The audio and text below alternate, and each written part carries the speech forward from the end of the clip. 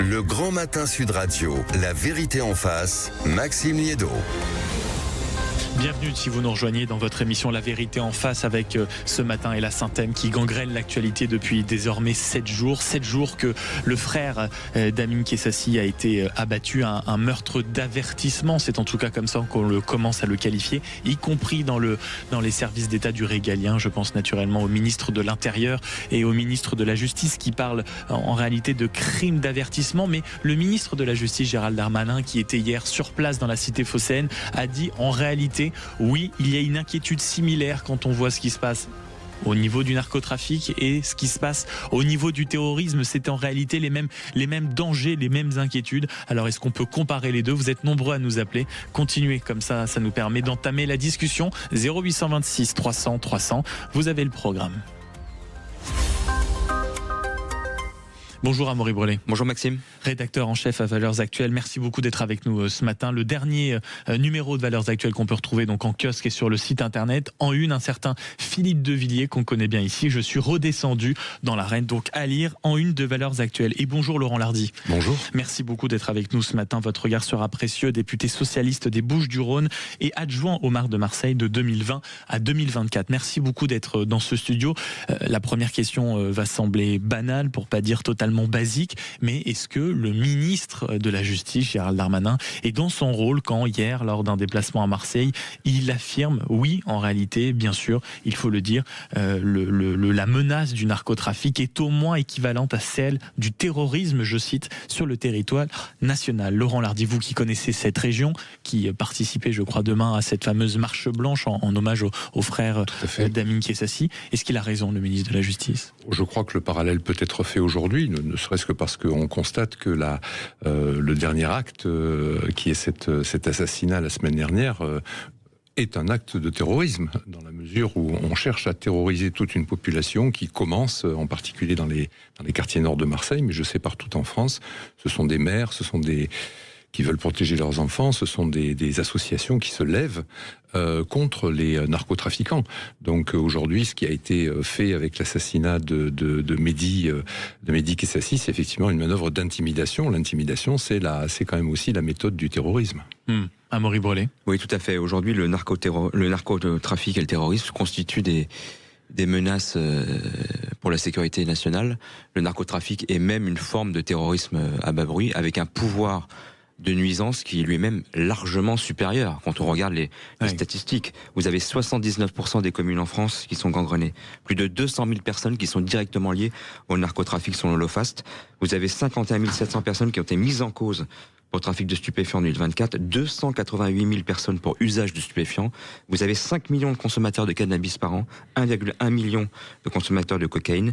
Vous avez un chiffre d'affaires du narcotrafic évalué et sous-estimé à 7 milliards d'euros par an, un coût social. C'est aussi le chiffre qu'a donné hier en effet Gérald Darmanin. Qui est le chiffre de l'OFAST. Et en matière de violence, on a dénombré 367 assassinats et tentatives d'assassinats en 2024 qui ont fait 110 morts et 341 blessés, plus 33% depuis le 2021, et je ne compte même pas les milliers de victimes toxicomanes. Donc vous y ajoutez en plus la corruption qui aujourd'hui menace l'état de droit, et aujourd'hui le narcotrafic constitue ce que l'OFAST qualifie de menace systémique, asymétrique, généralisée et très dangereuse, existentielle pour la France. Et puis vous évoquiez ce chiffre, le chiffre rien que pour la DZ Mafia évoqué hier par le ministre de la Justice, là aussi Gérald Darmanin, en disant 5 milliards juste pour cet organisme. D'ailleurs, on est en train de se renseigner sur l'assassin du frère d'Amin Kessassi qui en réalité aurait pu être, et on attend évidemment les conclusions de l'enquête, mais orchestré depuis une prison par l'un des parrains de la DZ Mafia, Laurent Lardy. Est-ce que, au-delà de toutes ces questions, est-ce qu'on a vraiment les moyens de lutter quand on voit l'empire déjà tentaculaire que c'est?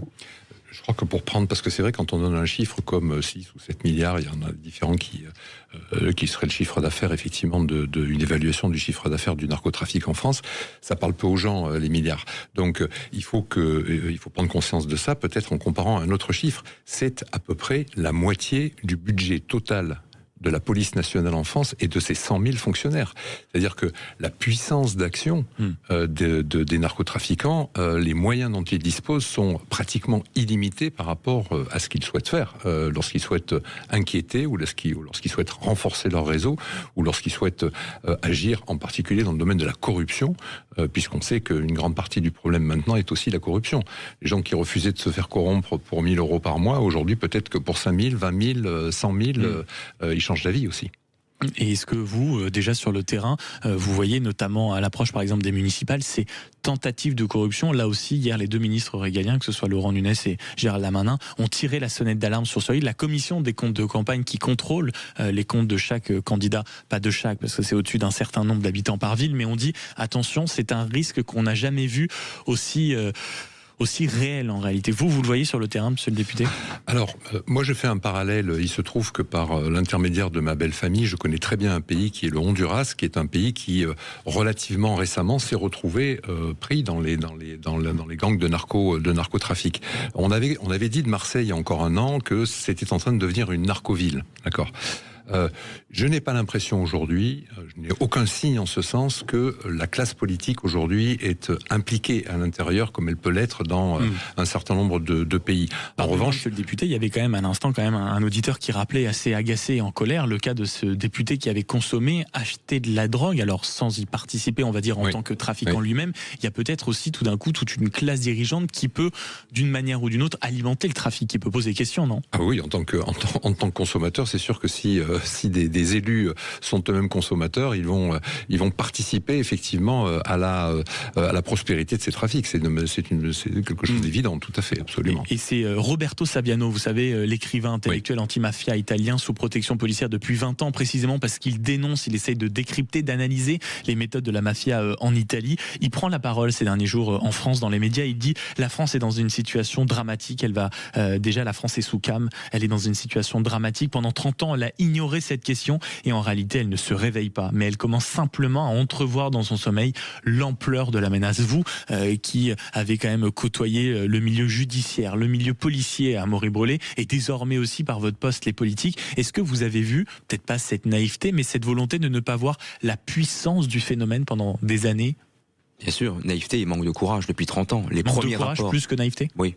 Depuis 30 ans, des rapports ont été posés sur les bureaux de l'exécutif en matière de narcotrafic et rien ou presque rien n'a été fait depuis, sauf la loi narcotrafic, fort heureusement, qui est intervenue il y a quelques mois.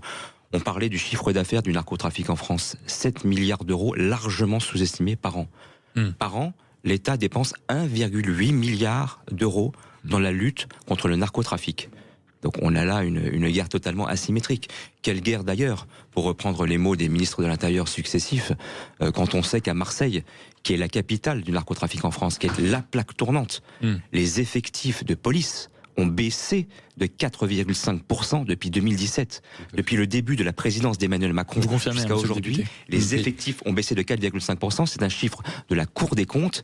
Donc la guerre, évidemment qu'elle n'est pas menée. Pour mener une guerre véritablement contre le narcotrafic, il faut des moyens considérables, logistiques, humains, matériels et donc financiers. C'est-à-dire des milliards d'euros aujourd'hui que l'État n'est pas capable de trouver, alors qu'il suffirait de les trouver si évidemment on en finissait avec la gabegie que l'on connaît bien. L'autre sujet, c'est une stratégie. Il faut une stratégie globale, c'est-à-dire s'attaquer à la fois des pays producteurs jusqu'aux consommateurs, c'est-à-dire une stratégie multifront. Il faut une réforme pénale parce qu'aujourd'hui, vous avez 20% des détenus dans les prisons qui sont liés au narcotrafic et malheureusement la loi n'est pas suffisamment sévère. Il faut aussi lutter férocement contre l'immigration illégale qui aujourd'hui alimente très largement non seulement les caïds, on parlait de la DZ Mafia qui est d'origine algérienne, mais aussi toutes les petites mains du narcotrafic qui sont pour beaucoup des mineurs clandestins. Et puis enfin, il faut, pour mettre en œuvre ces moyens et cette stratégie, il faut une volonté politique, un courage politique qui assume le risque létal, c'est-à-dire de faire des blessés et des morts dans les rangs des narcotrafiquants et dans les rangs des forces de l'ordre, et qui assume de mener un combat de génération, c'est-à-dire un combat de 15, 20 ans, et non pas un combat combat de quelques mois pour obtenir de faux résultats, des faux résultats, voilà, avant la prochaine élection et les prochains scrutins. Laurent Lardy, sur ce sujet, vous sembliez acquiescer quand le camarade Amaury Brelet annonçait que, bien sûr, qu'en plus, depuis 2017, les effectifs policiers avaient baissé. Moi, je suis presque d'accord avec l'ensemble des choses que vous avez dites. D'abord, sur les constats, oui, tout à fait, effectivement.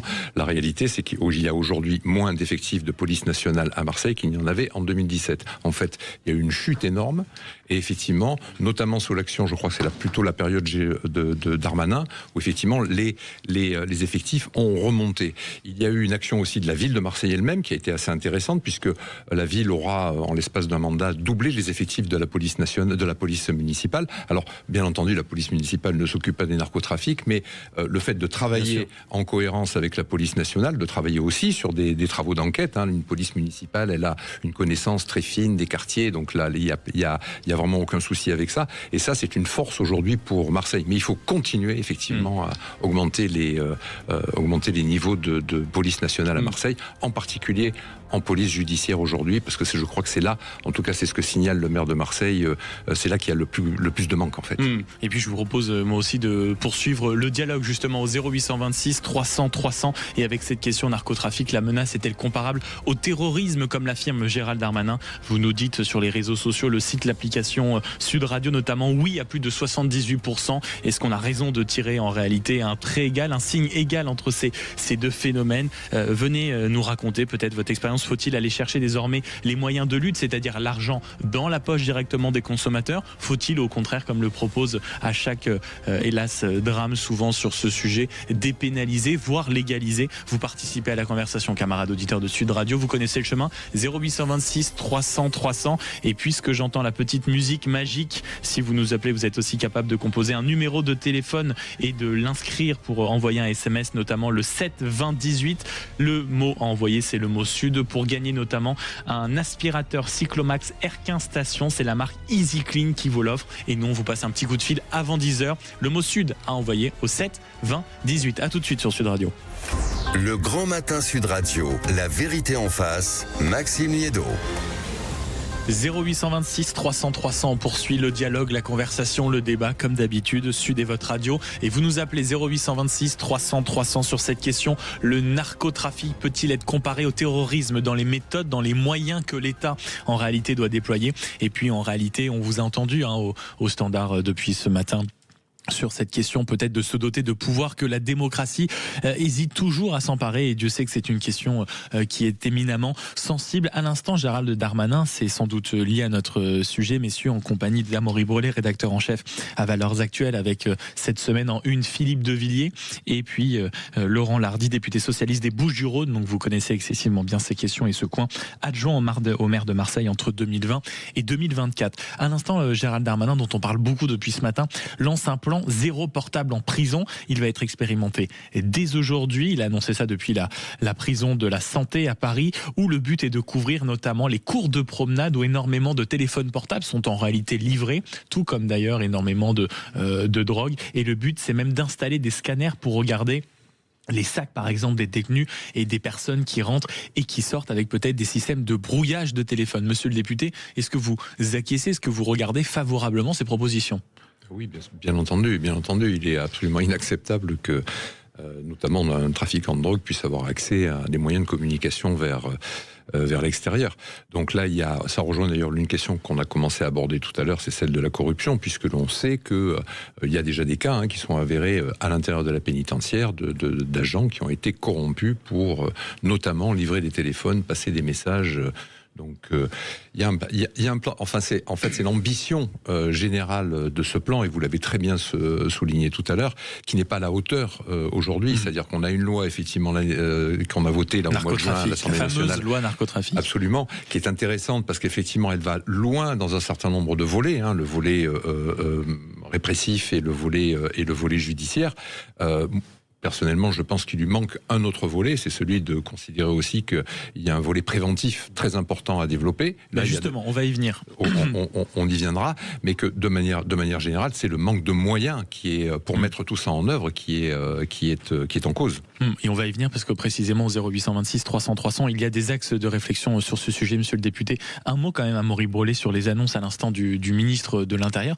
Est-ce que, je me mets à la place de ceux qui nous écoutent, quand on voit un ministre de la Justice, pas de l'Intérieur, qui débarque depuis une prison et qui va dire en réalité on va lancer un plan zéro portable, j'imagine tous ceux qui nous écoutent ils disent il était temps, ou alors c'est pas déjà le cas? Oui, on marche sur la tête, c'est une évidence. 40 000 téléphones portables et accessoires ont été saisis en prison l'an dernier, donc on sait très bien... Sur une année, 40 000 téléphones. Ouais. On sait très bien par où ils passent. C'est à la fois, évidemment, on a évoqué les drones, les catapultages par-dessus les murs, les parloirs évidemment, les visiteurs, et puis la question de la corruption dans la pénitentiaire. Vous avez beaucoup d'agents qui font passer des téléphones, des armes, divers objets aux détenus, alors soit parce qu'ils sont menacés, soit parce que c'est une façon d'arrondir leur fin de mois, compte tenu de leur statut évidemment peu avantageux. Donc c'est absolument dramatique, et c'est un moyen pour la pénitentiaire aussi, qui ferme trop souvent les yeux, d'acheter la paix sociale dans des prisons qui aujourd'hui, où la violence est endémique,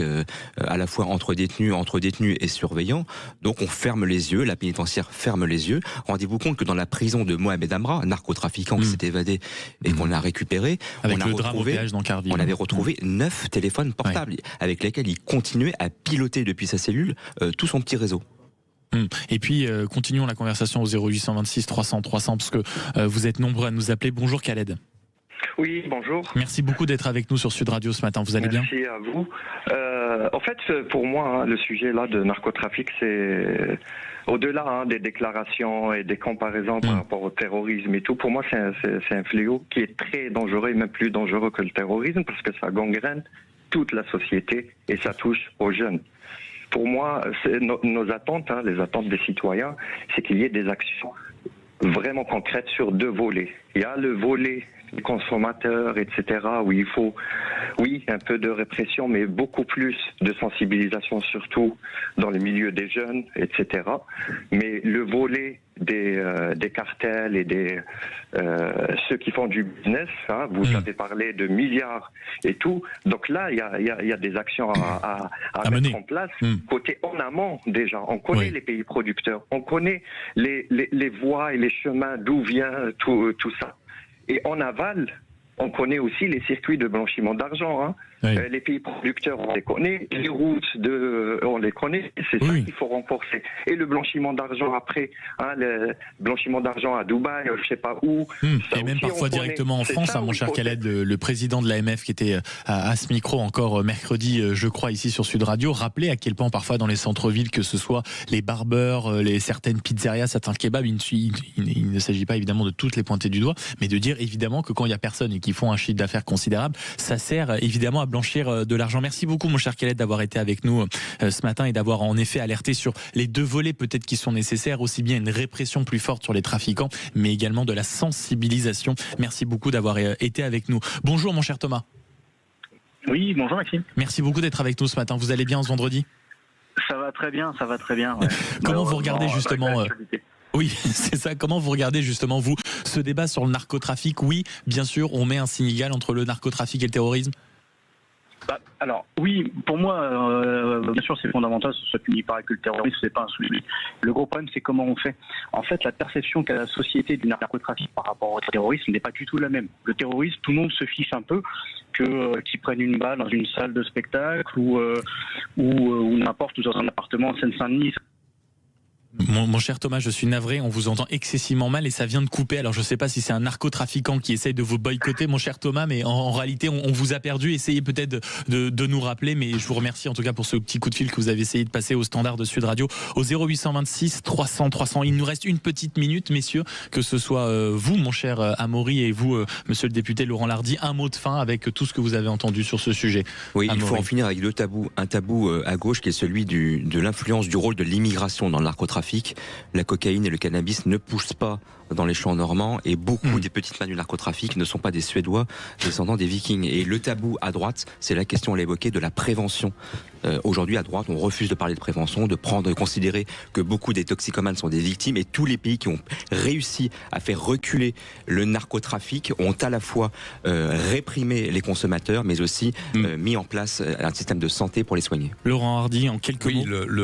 Effectivement, le tabou à droite qui consiste à considérer jusqu'à maintenant que la prévention n'a pas de sens. On sait qu'elle est efficace, mais moi je vois une évolution là-dessus, chez les Républicains en particulier. Je crois qu'on a encore un problème. Peut-être que la bascule va se faire dans le camp du Rassemblement national, parce que là, il y a encore une doctrine dans laquelle, finalement, au fond, on considère que les habitants sont des coupables et pas des victimes. Merci beaucoup, Laurent Hardy, député socialiste des Bouches-du-Rhône, adjoint au maire de Marseille de 2020-2024. C'était précieux de vous avoir ce matin en studio, et merci beaucoup à Maury Bollet, rédacteur en chef de Valeurs Actuelles, d'avoir été avec nous. Et bonjour, mon cher Sébastien.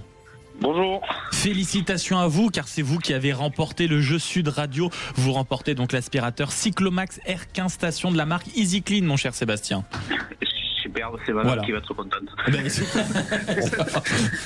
Décidément, mon cher Sébastien, qu'est-ce que c'est que cette organisation du foyer? Vous allez être poursuivi, mon cher Sébastien, ça ne va pas du tout. Non, je participe aussi, mais ça fait un moment qu'un capteur. Disons que vous allez être soulagé à deux, et les week-ends, maintenant, vous allez pouvoir tranquillement vous reposer. Merci beaucoup, en tout cas, mon cher Sébastien, votre fidélité à Sud Radio et récompenser. Celui qui peut vous poursuivre, en revanche, jusqu'au bout, c'est Monsieur Jean-Marie Bordry. Bonjour. Mais oui.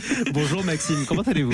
Mais très bien, et vous-même? On vous retrouve jusqu'à midi. Avec une question? J'ai une question pour vous, Maxime. Oula. Quel âge avez-vous? 27 ans. Attention, on va peut-être vous envoyer au service militaire sur une base volontaire, je vous rassure. On en débat. Est-ce que c'est une bonne ou une mauvaise idée? On vient sur les propos de votre invité Clément Beaune, haut commissaire au plan ce matin. On en parle juste après les infos. Vous nous appelez 0826 300 300. Vous avez les programmes. Je vous souhaite une belle matinée sur Sud Radio. Pour ma part, je vous retrouve demain dès 6h. Très belle matinée sur Sud Radio, et à demain.